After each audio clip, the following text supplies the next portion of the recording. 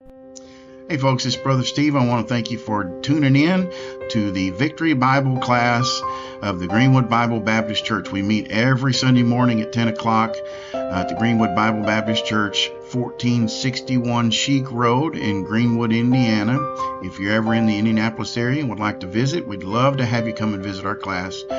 Now, we generally take prayer requests and have prayer time just before class, so we're doing that now. If you give us a few minutes to finish that up, class will get started. If you do have a prayer request, certainly leave it in the comments below. We'll read that and pray for you, any needs that you might have. So, grab your Bible, get ready for class. Just a few more minutes as we finish up prayer, and then class will start.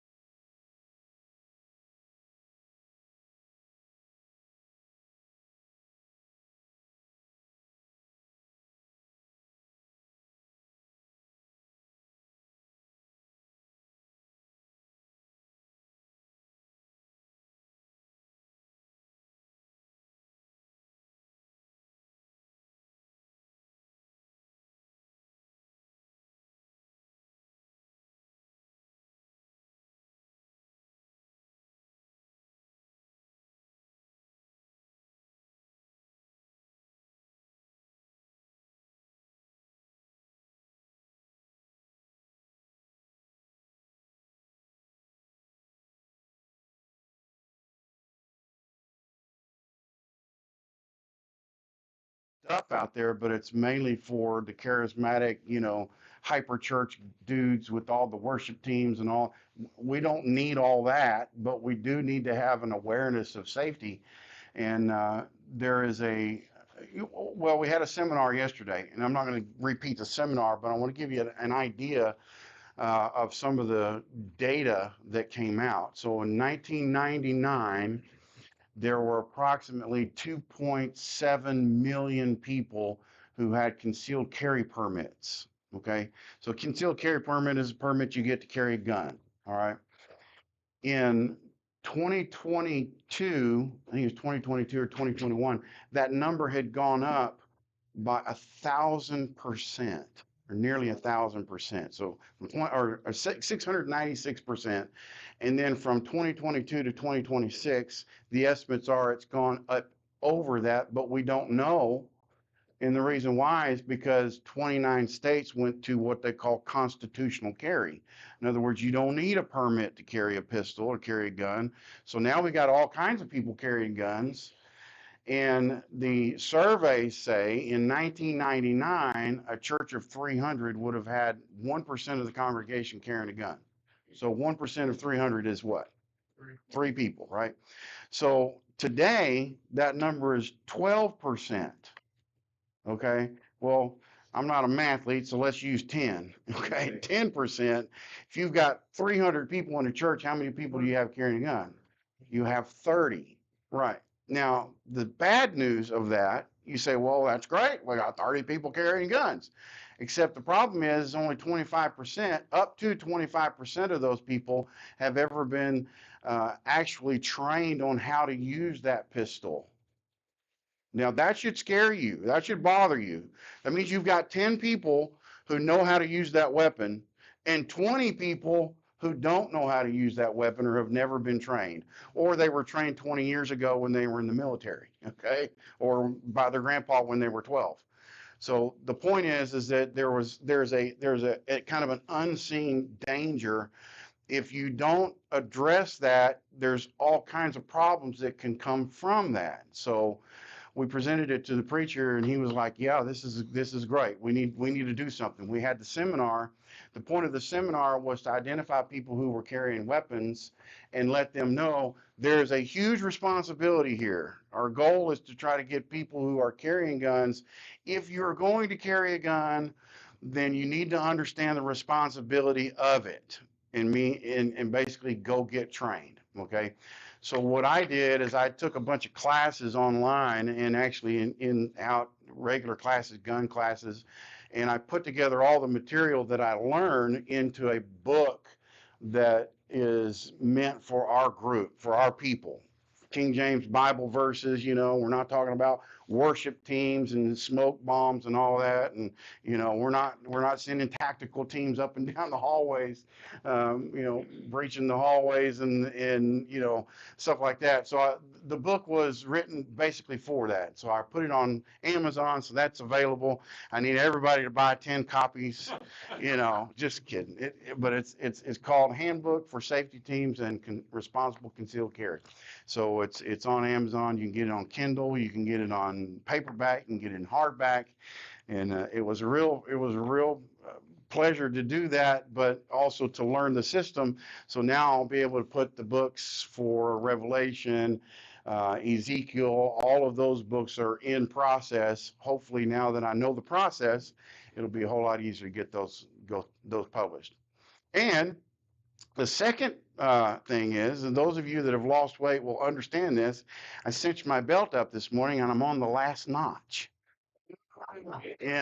Just saying. Okay. All right. Enough of that. Okay. That was goofy. Sorry about that. Let's get right into it. You're like, Brother Steve, this is about the Bible. Let's get into the Word of God. Okay. You're in Genesis 14. Let's go through our introductions here or review just so that we can get a kind of an idea of where we're at. We're studying places in Israel. The title of this series is called The Gospel of Israel. We went all the way back to the Old Testament. We studied all of these places. All of these places will be in the book. And the outlines and actually all of these lessons are on the website too if you want to go to our YouTube page.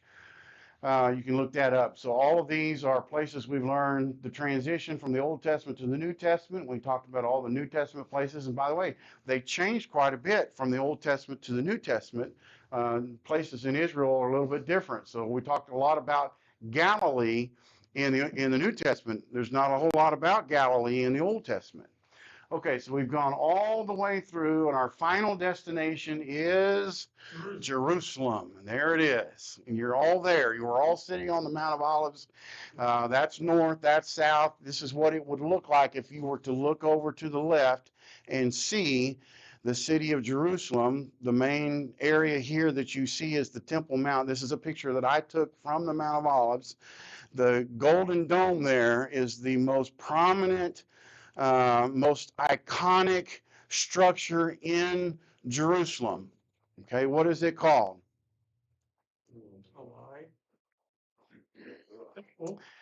No, it's called Dome of the Rock. I'm surprised you don't know that. I've said it like 1,000 times. Okay, are y'all here this morning? Dome of the Rock. It's a Muslim shrine. It's not a mosque. A lot of people think it's the Mosque of Omar. It's not the Mosque of Omar. It's a shrine called Dome of the Rock, and underneath that dome is a rock that protrudes from this platform. So I'm going to give you kind of a history of Jerusalem today. We're not going to get into a lot of practical teaching, but I want to give you kind of an idea of what it looks like. Okay, so this is the hill, Mount Zion. That's the mountain that the Temple Mount is placed on. And they built a platform that goes around the top of the mountain. Okay, so in some parts of this place, the wall is extremely high. On the southern side, right here, that particular wall is a retaining wall. It's not the actual wall of the temple, by the way. Keep that in mind. This could be, I think it's like 60 to 90 feet tall in Bible times. This side's not quite so tall on that far right side. On this side was a fortress that was built by the Romans. It wasn't there in the Old Testament times, called the Antonia Fortress. On top of this platform was the original temple, right where that dome is. Where that dome is, there's a protrusion of the mountain that comes up through the platform. This is a rock platform built by Herod. Okay, that platform right there is still there, built by Herod. There's giant foundation stones. They still don't know how they actually moved them. There's like 3 stones on that far end. They're all one single stone. They weigh like 140 tons each or something like that. It's massive. On the back side, you can't see it from here, but on the back side. So this particular piece of the rock is under where the dome of the rock is where, well, there's several different ideas about what that piece of rock means. It's the only place other than, there's one other place, if you can see, hold your finger up, Brother Dan, see that little bitty thing with the gray rounded top right there. Okay, see that right there? That's called I forget what it's called. It's called the gray thing. I'll tell you what it is next week. I'll talk more about that when we get closer to it, when we get up to the actual Temple Mount. That is another protrusion. It's the only other protrusion outside the actual 16 acres of the Temple Mount. But this particular protrusion was the place where Abraham sacrificed his son, or was about to sacrifice his son. At least that's what the people believe. What's that? That's what they say. That's what they say. We don't know that, but inside that dome is where the Muslims, that's a Muslim shrine, Muslims believe that Muhammad actually ascended into heaven to commune with the other prophets, including Jesus, okay, upon a winged animal like a horse. And then he came back down, and anyway, that's the third holiest shrine among the Muslims. This long building over here on top of the mount, right above Brother Gray's head, is the Al Aqsa Mosque. Okay, the Al Aqsa Mosque is real important. It's a Islamic mosque. Keep in mind, Islam or the Muslims control the Temple Mount. It's actually considered part of Jordan. Jews aren't allowed up on the Temple Mount. Okay, you can go as a Christian as a tourist, but you can't go up there with a Bible, and you can't go up there and pray. If they see you praying, if you bow and pray, they will stop you and they'll tell you you cannot pray. And they don't call it the Temple Mount; they call it something else. I forgot what that is too. But the point is, I'll get to that when we get to the Temple Mount. But the point is that is the sacred place, so to speak. The whole city is sacred. It's holy. It's holy to three different faiths. But that particular piece of property is probably the most contested piece of property in the world, and it's sitting precariously right now, even as it sits now. It's fantastic. It's amazing what goes on there, because you can go in around to the backside and go to the Western Wall, and you'll see Jews there that are praying against the Western Wall. They're literally they do like this. I forget what they call that, but when they move, they say that their prayers you're supposed to pray with your entire body. So they will move back and forth in trying to, I guess, unction their prayer. They'll take their prayers, they'll write them on sheets of paper, they'll stuff them in the cracks of the wall. So, and those Jews are there, but you go 100 feet to the south, there's a ramp that goes up to the Temple Mount, and the Jews aren't allowed in there.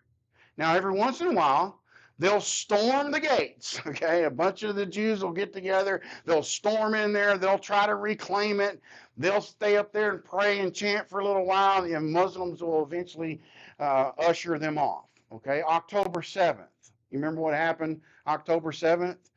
It was because a few months earlier, a bunch of Jews went up on the Temple Mount and tried to storm the Al-Aqsa Mosque. And they actually did October 7th, the massacre where like 1,200 people got killed. That was in the name of the protection for the Al-Aqsa Mosque. That's why that's very precarious.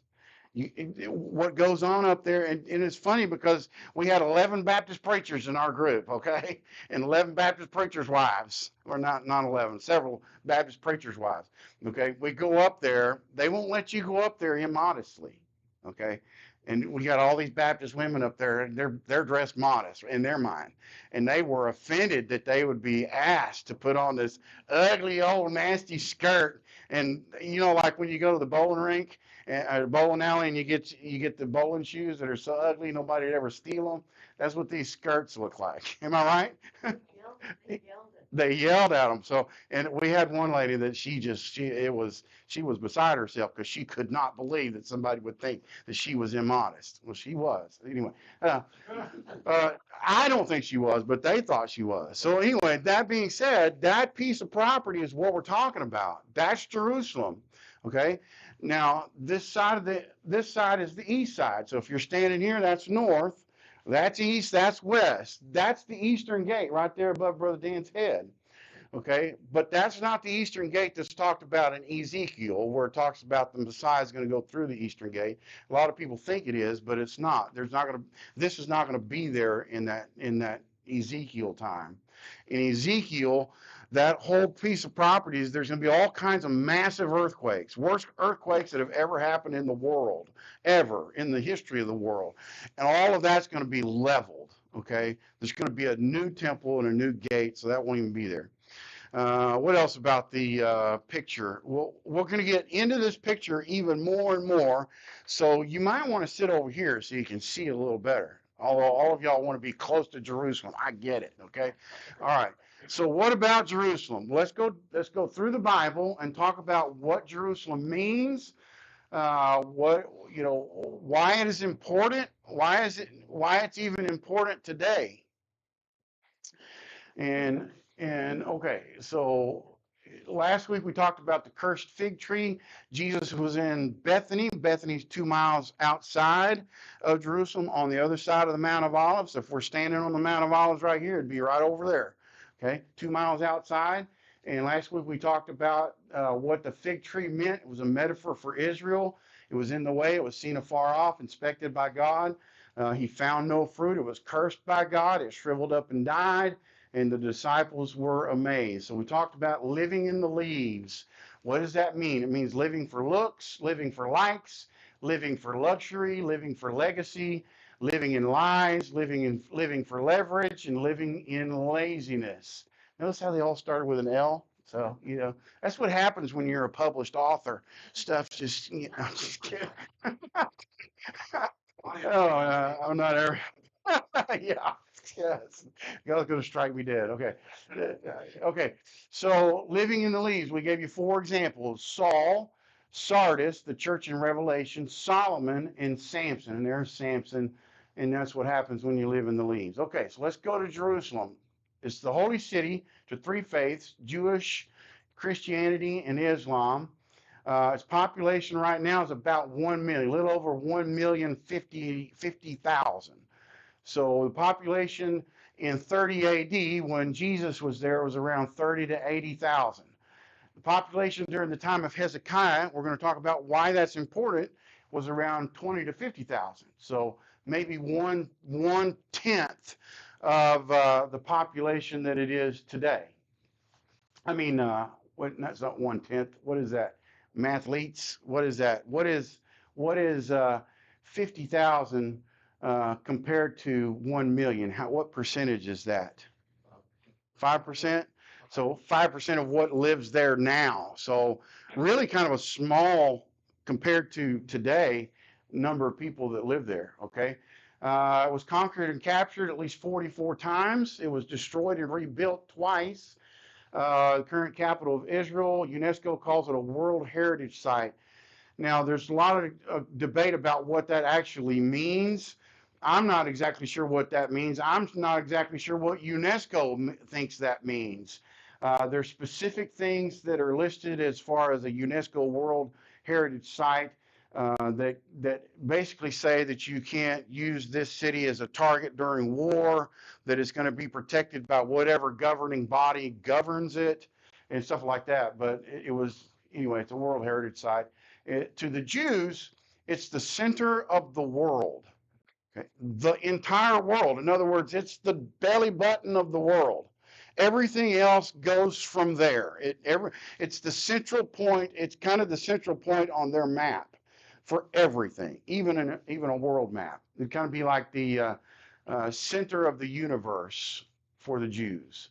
Okay, it is the most contested, most destroyed, most prayed for, most loved, and most hated, most divided, most influential, most spiritually charged, most symbolically powerful, most geopolitically sensitive, and most prophetically significant city on earth. That's a pretty big mouthful. I think it's probably true. Let's look at it from the biblical perspective. Okay, you're in Genesis chapter 14. This is the first mention of Jerusalem in the Bible. And it's not called Jerusalem. Okay, verse number 17. Now this is when Abraham came out of Ur of the Chaldees. He was called to go to wander in the promised land. God said, I'm going to give this land to your children. Everywhere where your foot trods is going to be given to your children. Did he receive that promise? Yeah. He did not receive that promise. He died before ever seeing that promise. It says that in Hebrews. Who received that promise? The sons of Jacob. They are actually ones that actually came in, conquered the land after Egypt. So it was a very long time before they actually received that promise. But I want you to notice this. Abraham went there with Lot, his nephew. Lot, his nephew, got in trouble because he pitched his tent toward Sodom, and he got in with the wrong crowd. They took him captive, and a lot of the Sodomites too. And Abraham sent his men to deliver Lot from the enemies of Sodom and Gomorrah, and brought back the spoil from that essentially. And he was met by two kings, the king of Sodom and the king of Salem. Here it is in verse 17. And the king of Sodom went out to meet him after his return from the slaughter of Chedorlaomer, and of the kings that were with him at the valley of Shaveh, which is the king's dale. And Melchizedek, king of Salem, brought forth bread and wine, and he was the priest of the Most High God. Now, the Hebrew translation of that is not, it's not Jehovah, but it means God in deity form, the Most High. In other words, in Bible days, they had multiple gods. Melchizedek wasn't, but to recognize gods, if you were going to recognize the chief God of gods, it was the Most High God. That's the title. So this is Jehovah, this is God. Melchizedek is the priest of the Most High God. Okay, wait a minute. When did the priesthood start? It didn't start during the time of Abraham. It started during the time of Levi, right? Levi was, or Aaron was the first priest. Aaron was of the tribe of Levi. Moses was of the tribe of Levi. Those were all sons of Jacob that came out of Egypt, right? So this hadn't even happened yet. Abraham had, there was no priesthood until the Levites, till Aaron, the first priest. So who's this guy? The priest of the Most High God. It's amazing. All right. And look at this. And he blessed him and said, okay, Melchizedek, king of Salem. So there's our word Salem. Salem means peace in Hebrew. It's the word shalom. So if you hear well, if you ever go to Israel, you'll hear them say that shalom. Shalom means peace, or peace be to you. Jerusalem means city of peace. So he was the king of peace, brought forth wine, bread and wine, and was the priest of the Most High God. And he blessed him and said, Blessed be Abram of the Most High God, possessor of heaven and earth, and blessed be the Most High God, which hath delivered thine enemies into thy hand. And he gave him tithes of all. And the king of Sodom said unto Abram, Give me the persons, and take the goods to thyself. And Abram said to the king of Sodom, I have lifted up mine hand unto the Lord, the Most High God, the possessor of heaven and earth, that I will not take from a thread even to the shoe latchet, and that I will not take anything that is thine, lest thou shouldest say, I have made Abram rich, save only that which the young men have eaten, and the portion of the men which went with me, Aner, Eshcol, and Mamre, let them take their portion. So there's our introduction to the city of Salem. That's the first time it's mentioned. Okay, next, Deuteronomy chapter 12. And we'll talk more about Melchizedek later on. Melchizedek is an interesting figure. Some people think he's a theophany or a Christophany, an Old Testament incarnation of Jesus Christ, because in the book of Hebrews it talks about Melchizedek had no beginning and no end, or no lineage. He was the priest of the Most High God. He was the king of Salem. So Jesus is also a priest and a king. So I mean, it's possible. We'll talk about that later, though. Deuteronomy chapter number 12. So what is the book of Deuteronomy? Deuteronomy is the book of Moses, or the last book of Moses. It's kind of his last sermon. Deuteronomy means twice, or to do it over. Deuteronomy is basically giving of the law a second time, right? You got Genesis, Exodus, Leviticus, and Numbers. Exodus, Leviticus, and Numbers. Exodus is the story of Israel coming out of Egypt. Leviticus is setting up the Levitical priesthood, the Aaronic priesthood. And then Numbers is the story of setting up all the feasts and all of the the tabernacle and all of those things, all the law. And then Deuteronomy is the repeating of the law, almost as if it's Moses's last sermon. So Deuteronomy chapter 12, verse 5. Deuteronomy 12 and verse 5 says, but unto the place which the Lord your God shall choose out of all your tribes to put his name there. That's an interesting point. To put his name there, even unto his habitation shall ye seek, and thither thou shalt come. Okay, now turn to Judges chapter 1.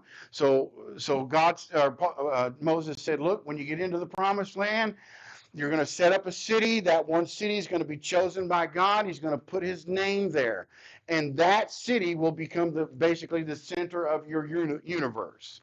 Judges chapter 1 now. Judges chapter 1. We're trying to follow the history of Jerusalem through the Old Testament. Judges chapter 1. Now, Judges, Joshua is the beginning of the conquest of Israel as Israel comes out of the 40 years of wandering in the wilderness, right? So they go across the Jordan River. They begin to conquer Israel, or conquer the land of Israel. And so Joshua is basically the leader of that group. The book of Judges sets up the time when they kind of end the conquest and then begin a new era in the time.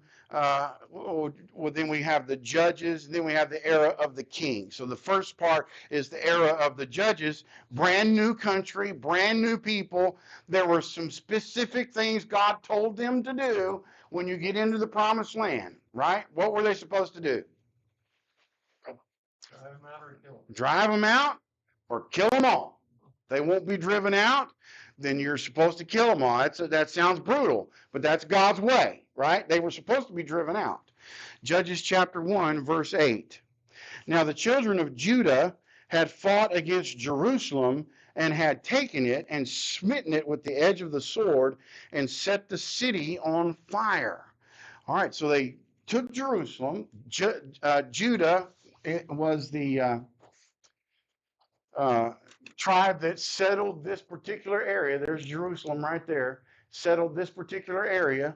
They took Jerusalem and they burned it, but they didn't occupy it. Look at verse 21. And the children of Benjamin did not drive out the Jebusites that inhabited Jerusalem, but the Jebusites dwell with the children of Benjamin in Jerusalem unto this day. Hey, so why didn't they drive out the Jebusites? Same reason the other ones didn't drive out the other inhabitants. They just didn't do it. I don't know why they didn't do it. Too lazy. Well, I don't know if it was lazy or if it was just they saw an opportunity to tax the people. They actually put them to tribute, and they also saw an opportunity to enslave the people, which they also did that. Okay, so Judges chapter. Okay, now turn to 2 Samuel chapter 5. Okay, so the Jebusites inhabited the city of Jerusalem, but the city of Jerusalem was not what you see today. You can't see the city of Jerusalem in this picture what it was in the time of the Jebusites. It was called the city of Jebus or Jebus, and it was actually from this southern wall corner south is a little section called the Ophel, okay, Offel. That's a little section that it's a little bit of a rise that rises up to the main part of the mountain. Just across that valley, that southern valley, which is called the Valley of Hinnom, okay? The Valley of Hinnom is also called the Valley of Hell, okay? Or the word hell is translated from the words Valley of Hinnom in the Bible. That was the garbage dump of Israel in those days, in Jesus' day.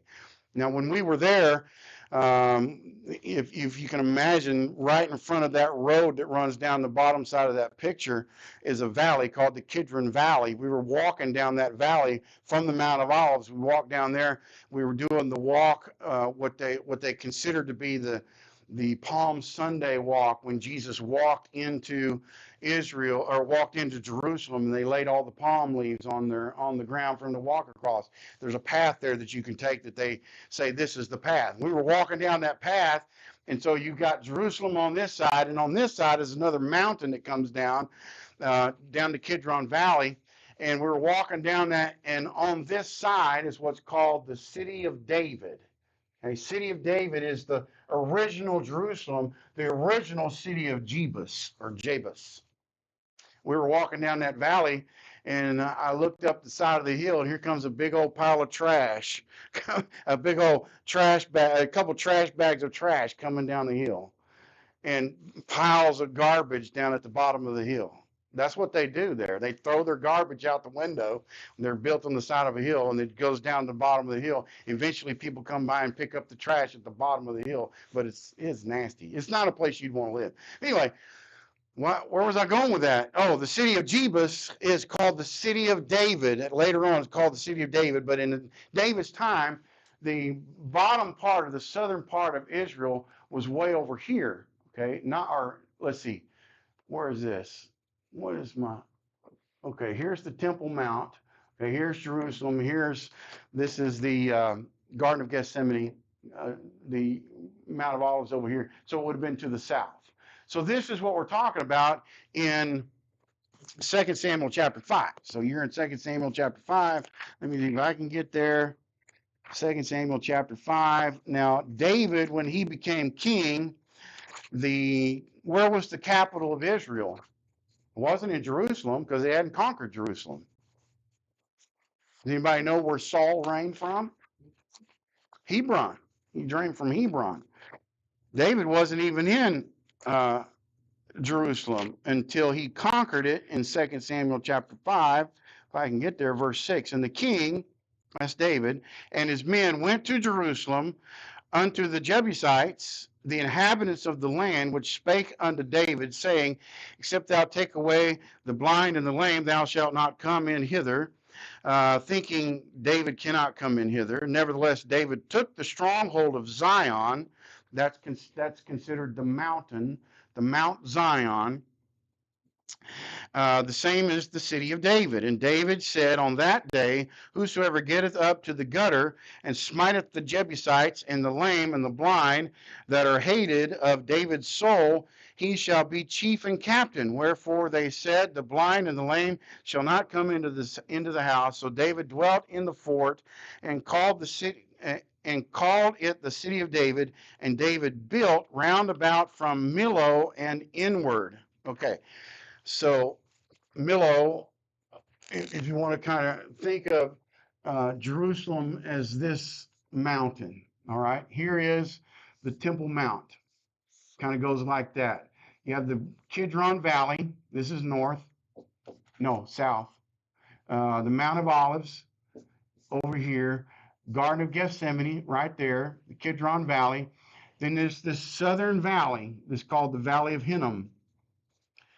At the bottom end or the south end is the Offal. Okay, from the Offal is kind of an extension of the hill of the mountain, and it's called the City of David. The City of David. That was the original Jerusalem that David conquered. Now, why was it a city to begin with? It was a city because of this feature that was right here. It's a little bit outside the city walls, but it's very important. I'm going to show you pictures of it. It's called the Gihon Springs. Okay, the Gihon Springs is a freshwater spring. GS, we'll call it. Is a freshwater spring that comes right out of the mountain, and it's beautiful, pure, crystal clear water, and it was the water source for that whole mountain. The mountain of Mount Zion has no water source. Okay, there's no water source there, which is a very big problem if you're having blood sacrifices, right, on the Temple Mount, right? What are you going to do with all that blood? What are you going to wash it off with? Well, they built cisterns inside the Temple Mount. I think there's like 13 cisterns, giant cisterns carved right out of the stone, built into the Temple Mount. Okay, so there's the City of David. Oh, I'm already out of time. Okay, so next week I wanted to give you kind of a background, and I apologize, it was a little bit technical this morning. So I didn't give you a lesson, so to speak. I just wanted you to see where we're headed and what it's about. It's going to be exciting. You're going to want to see what Jerusalem's all about. Why is it so important? Why is it important to us? And I think you're going to see when we get to the prophetic portion of this, it is going to be a very important city, especially in the end times. Okay. Father, thank you so much for your word, for your truth, for your guidance, for your leadership.